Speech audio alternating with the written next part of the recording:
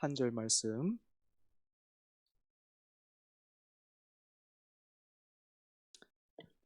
우리 함께 같이 읽겠습니다. 마태복음 6장 13절 시작. 우리를 시험에 들게 하지 마시옵고 다만 악에서 구하시옵소서. 나라와 건세와 영광이 아버지께 영원히 있사옵나이다. 아멘. 시작은 대단한데 끝은 보잘것없고 흐지부지 되는 그런 일과 상황을 가리켜서 우리는 용두삼이라는 말을 씁니다. 그런데 여러분들은 어떠실지 모르지만 저는 제 기도를 돌아볼 때에 종종 꼭 이 용두삼이가 아닌가 이런 생각 해보게 됩니다. 마음과 생각을 가다듬고 하나님을 부르고 찾으면서 시작한 기도가 어느샌가 공상에 발목을 잡히고 또 다른 생각들에 끌려서 여기저기 뭐 떠내려가고 헤매다가 결국에는 시간 다 지나가고 아이고 오늘 또 이렇게 기도가 마무리되는구나 하는 그런 씁쓸한 마음으로 예수님 이름으로 기도합니다. 아멘 하고 그렇게 일어설 때가 사실은 지금도 많기 때문입니다. 여러분은 어떠십니까? 만약 여러분도 저와 비슷한 경험이 있다면 우리의 기도가 용두사미로 끝나지 않으려면 또 뭐 사실 기도를 잘 마무리하는 것도 중요하지만 시작하는 것 자체도 그렇게 쉬운 일은 아닌데 어떻게 하면 시작부터 마지막까지 우리의 기도가 힘을 얻고 무엇보다 기도를 통해서 우리가 하나님을 누리고 은혜를 받을 수 있을까요? 여기에 저는 주기도문을 배우고 익히고 따라서 기도하는 것 이상의 방법을 발견하지 못했습니다. 여러분, 주기도문은 단순히 암송용이나 어떤 모임을 마무리하는 의식용이 아닙니다. 우리가 주기도문을 암송하는 이유는 이 내용을 우리 기도의 뼈대로 삼기 위해서인 것이죠. 때문에 우리는 실제 기도의 자리에서 주기도문이라는 골격에 나만의 언어와 표현으로, 그러니까 내가 소화시킨 그 말씀과 간구로 살을 붙임으로 기도를 더욱 풍성히 건강하게 드릴 수 있는 거죠. 예를 들면 하늘에 계신 우리 아버지여 라는 고백을 따라서 저는 하나님이 어떤 분이신지를 기억하면서 기도를 시작할 때 하나님을 이렇게 좀 많이 부르려고 해요. 나를 만드신 하나님 뿐만 아니라 온 세상의 창조주시요 주권자이신 하나님, 우리와는 다르게 영원하시고 신실하시며 인자와 자비가 무궁하신 하나님, 찬양과 경배와 감사와 영광을 받으시기에 합당하신 하나님. 저는 이렇게 기도를 시작하면서 하나님을 풍성히 고백하는 시간이 참 좋습니다. 모르는 사람들이 들으면 뭐 괜히 하나님을 띄워드리는 것처럼 그렇게 들릴지는 몰라도 저는 하나님을 이렇게 고백할 때마다 하나님이 참 기뻐하신다라는 것을 느낍니다. 동시에 하나님이 이렇게나 높고 경이로우시며 크신 분이심을 고백할 때마다 이 기도의 자리가요, 짐이 아니라 특권처럼 느껴져서 얼마나 감사한지 몰라요. 어째서 이렇게 크신 분이 오늘도 나를 이 자리로 부르셨는가? 어째서 이런 분이 내 음성에 귀를 기울이겠다 하시는가? 어째서 이런 분이 내가 구하지도 않았고 심지어 여전히 죄와 더불어서 싸우기보다는 죄를 기뻐할 때가 많은 그런 나의 아버지가 되시고자 하는가? 아니 이미 아버지이신가? 내가 받은 은혜가 참 크고 깊구나.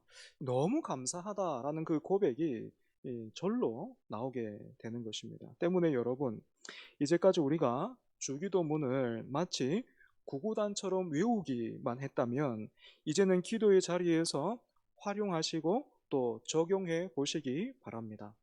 주님이 세우시고 가르쳐 주신 이 뼈대에 나만의 고백을 입혀서 그렇게 풍성한 은혜를 누리는 저와 여러분 되기를 바랍니다. 오늘은 주기도문의 마지막 부분이죠. 이 마지막 부분을 우리가 함께 살펴보겠습니다. 여러분, 주기도문이 어떤 간구로 마치고 있습니까? 대개 나라와 권세와 영광이 아버지께 영원히 있사옵나이다. 아멘. 이렇게 되어 있죠, 그죠? 일단은 내용이 척 읽어도 이 간구라고 하기에는 뭔가 좀 어색하죠, 그죠? 맞습니다. 그래서 여러분들이 기억하실지 모르겠지만 주기도문을 시작하면서 주기도문은 이렇게 구성되어 있습니다. 이렇게 말씀드린 적이 있습니다. 첫 번째는 부른말이고 부른말 뒤에는 6가지의 간구가 따라 나오고 있고 마지막은 송영으로 마무리된다. 이렇게 말씀드린 적이 있습니다. 그러니까 오늘 우리가 배울 내용은 주기도문의 제일 마지막 부분인 송영에 해당하는 거죠. 그죠? 여러분, 송영이 무슨 뜻입니까? 송영은요, 하나님을 찬송한다라는 그런 뜻입니다. 그런데 오늘 본문을 다시 보시면 이 송영에 해당되는 내용이, 여러분 마태복음 한번 보십시오. 송영에 해당되는 내용이 모두 어떻게 되어 있어요? 괄호로 그렇게 묶여져 있는 건 성경을 통해서 우리가 확인할 수 있습니다. 여러분, 이 괄호의 뜻이 무엇입니까? 괄호 앞에 각주 붙어 있죠, 그죠? 숫자 6 이렇게 붙어 있는데 성경 하단에 보면 각주에 이렇게 설명되어 있어요. 고대 사본에 이 괄호 내 구절이 없음.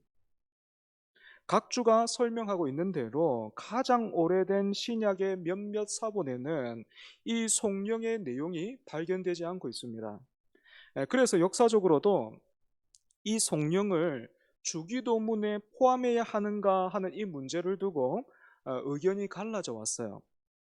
예를 들어서 중세 신학을 집대성한 사람으로 우리가 알고 있는 아우구스티누스는 이 주기도문에 이 성령을 넣는 것은 적합하지 않다 이렇게 주장을 했고요. 반대로 칼빈 같은 이 종교 개혁자는 적합하다 이렇게 가르쳤습니다. 이런 견해의 차이는 지금까지도 이어지고 있어서 주기도문을 강해하는 어떤 분들은 여전히 이 성령에 해당되는 오늘 본문을 생략하기도 합니다. 하지만 저는 기도를 마무리함에 있어서 이 성령보다도 더 탁월한 방법은 없다 이해하고 또 생각하고 있습니다. 이건 비단 저 혼자만의 견해가 아니라 초대교회 성도들로부터 시작된 거예요. 초대교회 성도들은 당연히 구약의 전통을 받고 있는데 여러분, 우리가 시편을 읽어보면 감사와 경탄으로 시작된 그런 노래뿐만 아니라 탄식과 눈물로 그렇게 시작된 노래도 마지막은 대부분 어떻게 마치고 맺고 있던가요? 찬송으로 마무리하죠. 그죠? 찬송으로 마무리되고 있는 건 우리가 시편을 통해서 확인할 수 있습니다. 이처럼 유대 문화에서는 기도를 성령으로 마무리하는 것을 지금 우리가 예수님 이름으로 기도합니다. 아멘. 이렇게 기도를 마치는 것만큼이나 자연스럽고 일반적인 그런 일이었습니다. 때문에 주기도문을 통해서 간구한 초대 교회 성도들이 오늘 우리가 다루는 이 성령으로 기도를 마쳤을 것이다 라고 보는 것은 결코 무리가 아니겠죠, 그죠? 그래서 정리하자면 이 성령은 주님께서 직접 제자들에게 가르쳐 주셨다고 보기보다는 후대에 첨가된 부분인데 성경의 전통과 초대교회 성도들의 전통을 따라서 오늘 우리도 고백하면서 은혜와 유익을 기대할 수 있겠다. 우리가 이렇게 정리하면 좋겠습니다. 그러면 이제 성령을 하나하나 살펴보겠습니다. 오늘 본문에도 없고 또 요즘 새롭게 번역되고 있는 그 주기도문에도 생략되어 있지만 예전 주기도문에는 이 성령이 대계라는 그런 말로 시작했습니다. 대계, 나라와 권세와 뭐 이렇게 그죠? 여러분들 기억하실 텐데 이 대계가 도대체 무슨 뜻인가 제가 사전에서 한번 찾아봤는데 의미가 이래요. 뭐 대강, 대부분, 일반적인 경우에 또는 대략 뭐 이렇게만 검색이 되던데 사실 이 원문으로 보면요. 대개 이런 말 대신에 그리고 오늘 이 괄호 앞에도 생략되어 있지만 여기에는요. 왜냐하면이라는 말이 와야 돼요. 왜냐하면. 왜냐하면 나라와 권세와 이렇게 시작해야 된다는 거죠. 그죠? 우리가 하늘에 계신 하나님, 그렇게 우리와는 차원이 다른 분을 우리의 아버지라 부르고 다른 어떤 종교나 미신과는 다르게 가장 먼저 아버지의 이름과 나라와 뜻을 구하고 자자손손 누리고 써도 동나지 않을 어떤 양식이나 부가 아니고 일용할 양식을 구하고 세상을 거슬러 용서의 삶을 살면서 시험과 악으로부터 보호를 강구하는 것은 또 강구를 하는 것이 마땅한 것은 왜냐하면 나라와 권세와 영광이 영원 무궁하도록 아버지께만 있기 때문이다라는 것이에요. 그래서 다른 종교와 미신에서의 기도는 그 동력이 구하는 사람의 열심과 진심과 또 정성에 있다면 주님께서 가르쳐 주신 이 기도의 동력은 영원한 나라와 권세와 영광 중에 계신 하늘 아버지께 있는 것입니다. 우리는 성경에서도 종종 이런 기도의 예들을 찾아보게 돼요. 출애굽기에서 황금 송아지 앞에서 뛰어놀았던 백성들을 위해서 모세가 참 중보하지 않습니까? 그죠?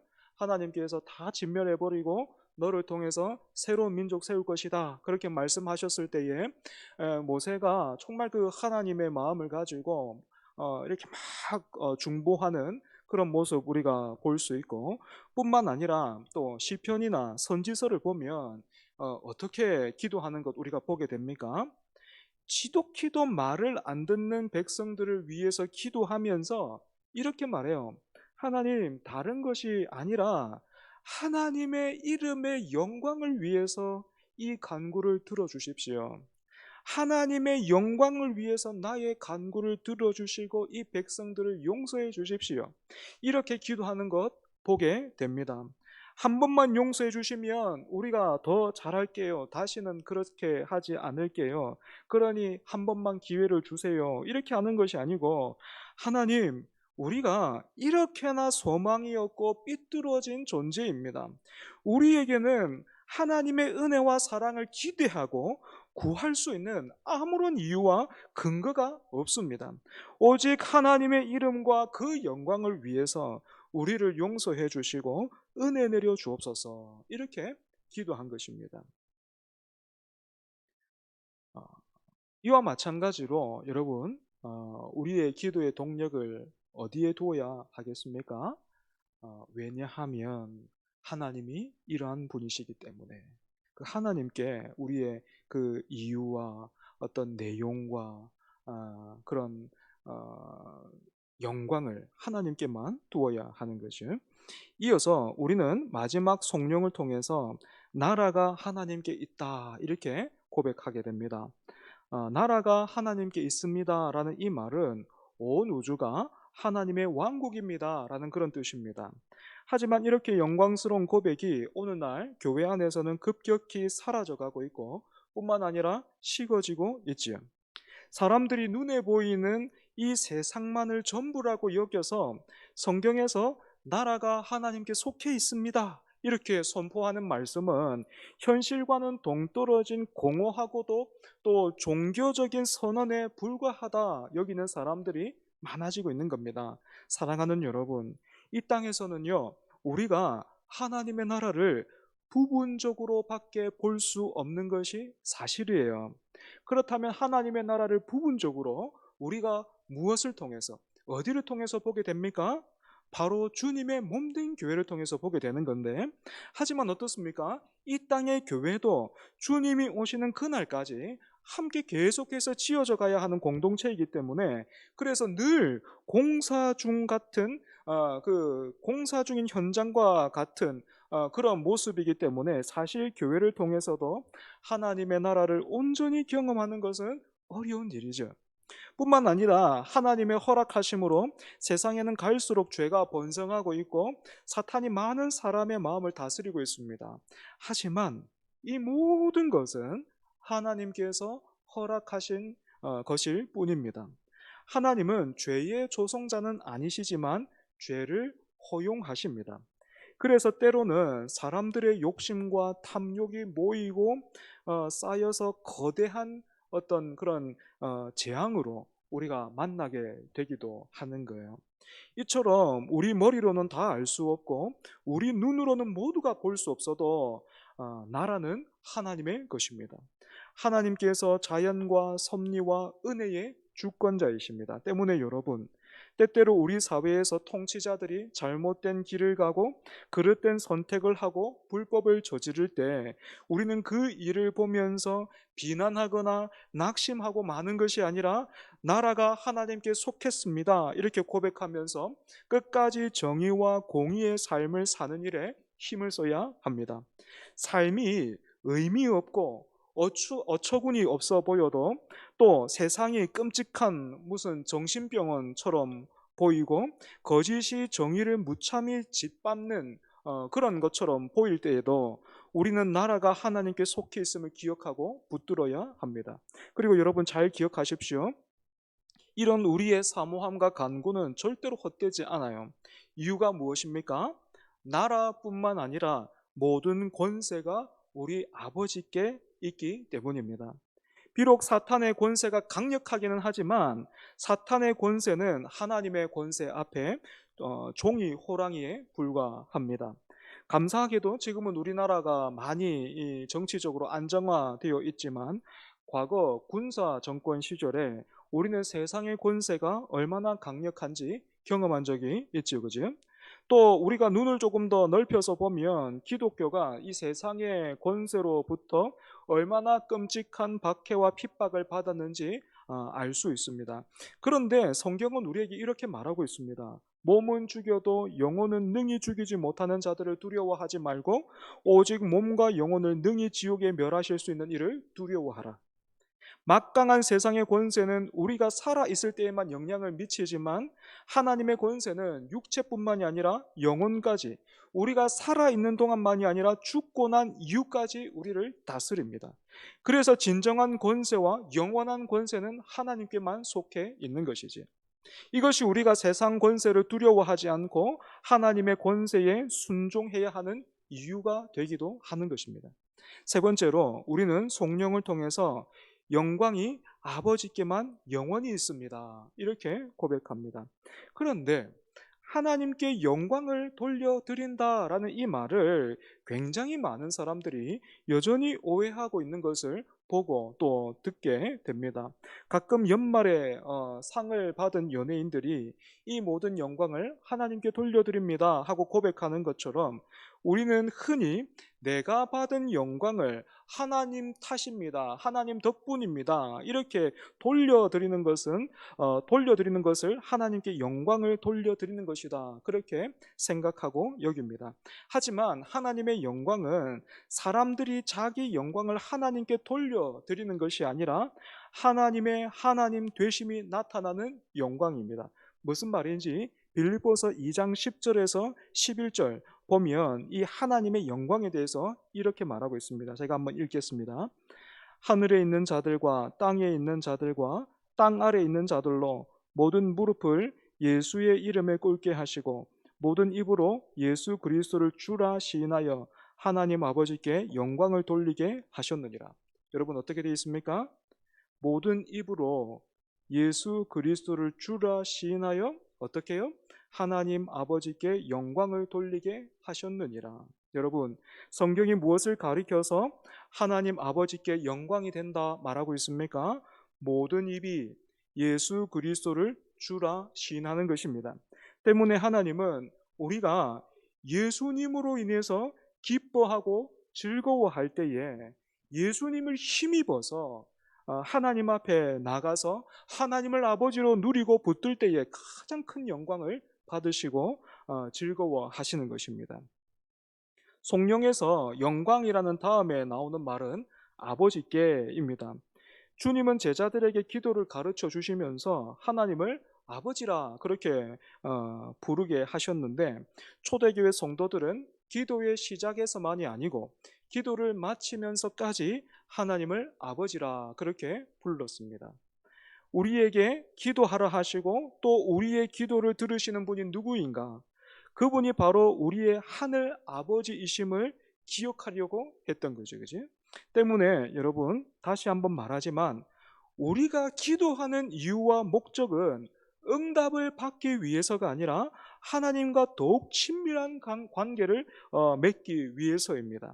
구약에서 하나님이 백성들이 바치는 제물을 기다리고 계셨던 것이 아니고 그 제물을 통해서 하나님 앞에 나오는 백성들을 기다리시고 기뻐하시고 원하셨던 것처럼, 하나님은 오늘 우리의 기도의 목록들을 기다리고 계시고 그것 이렇게 접수하시고 받아 드시는 것이 아니고, 그렇게 나오는 하나님 아버지를 부르면서, 하나님을 아버지라 부르면서 그렇게 삶을 내어 맡기는 우리를 기다리고 원하십니다.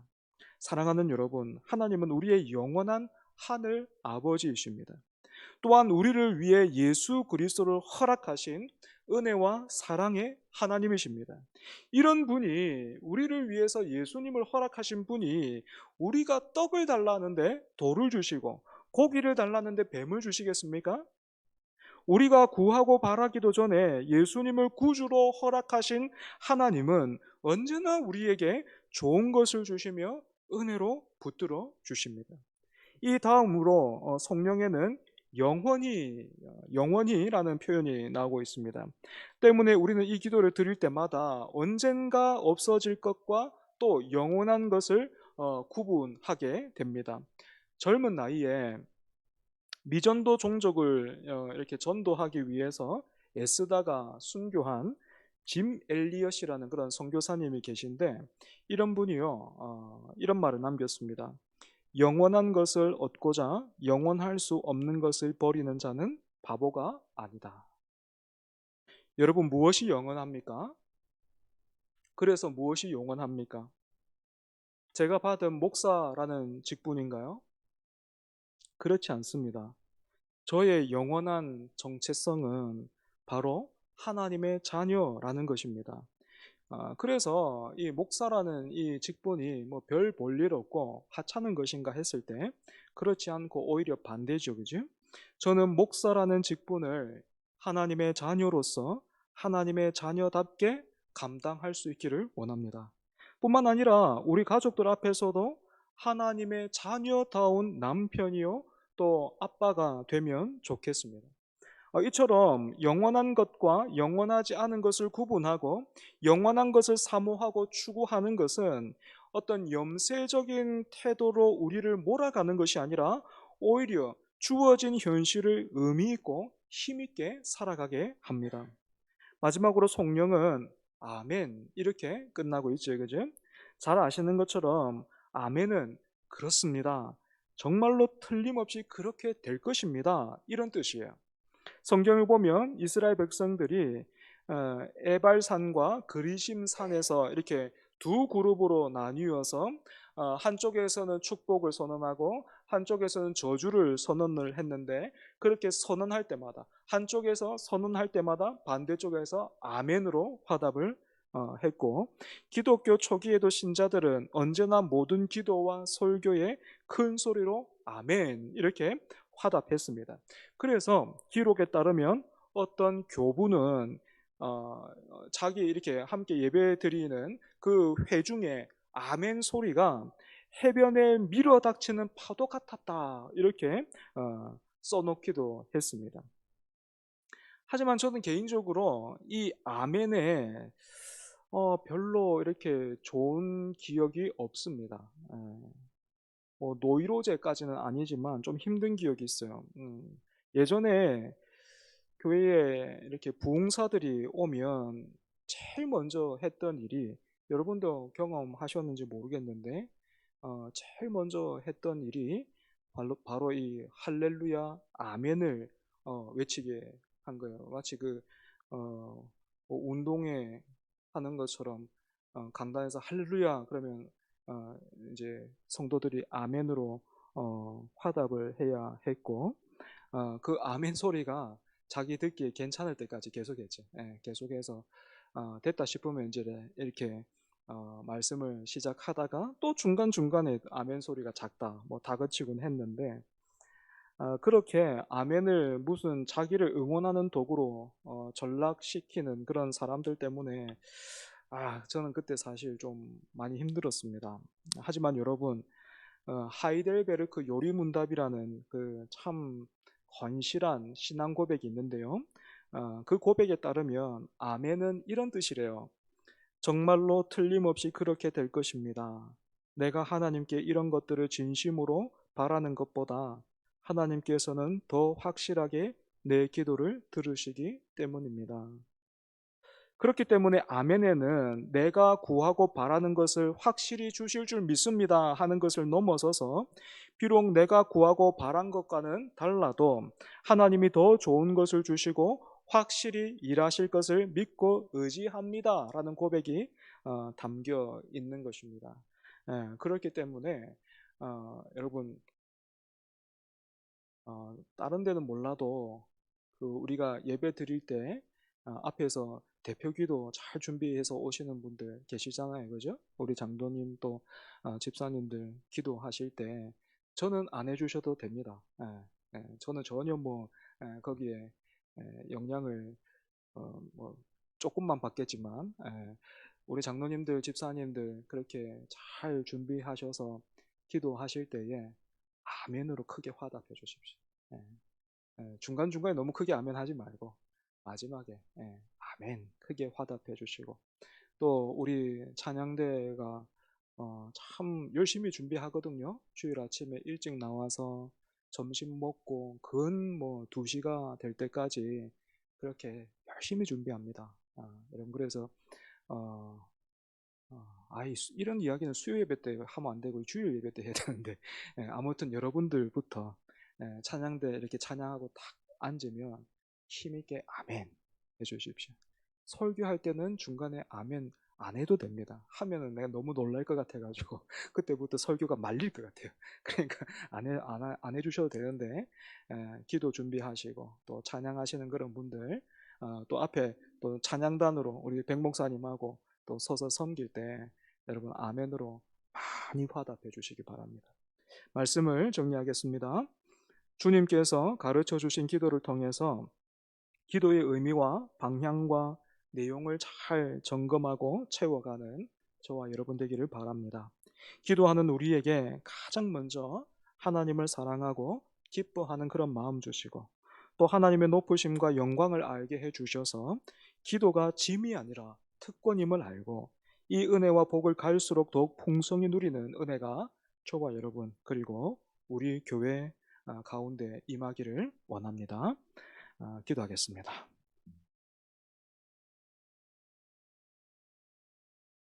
하늘에 계신 우리 아버지, 아버지의 이름이 높아지고 그 아버지의 이름이 우리 가운데 기쁨이 되고 찬송이 되고 영광이 되게 하여 주옵소서.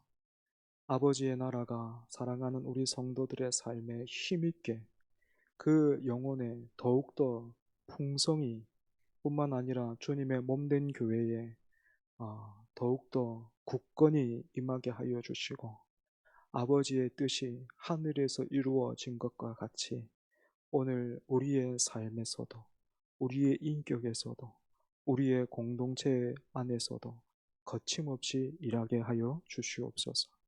하나님, 오늘날 우리에게 일용할 양식을 주옵소서. 주님, 이스라엘 백성들이 매일 광야에 나가서 그 일용할 양식을 거두었던 것처럼 그 일을 통해서 하나님이 나를 돌보시는구나. 하나님이 나와 함께 하시는구나. 하나님이 진정 우리의 보호자가 되시는구나 하는 것을 누렸던 것처럼 주님, 우리가 일용할 양식을 통해서 또한 하나님께 더욱 가까이 가는 그런 우리 모두가 되게 하여 주시옵소서. 하나님뿐만 아니라 우리가 얼마나 연약합니까?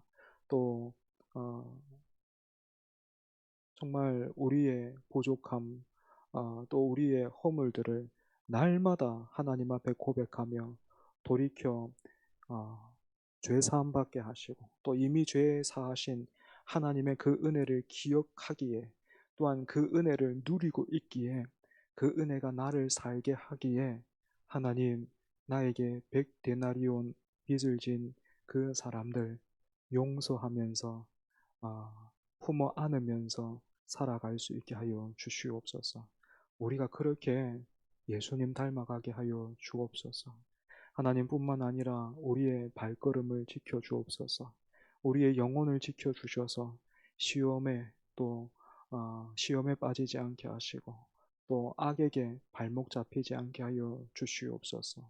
건져 주시고 하나님 강하게 하여 주시옵소서.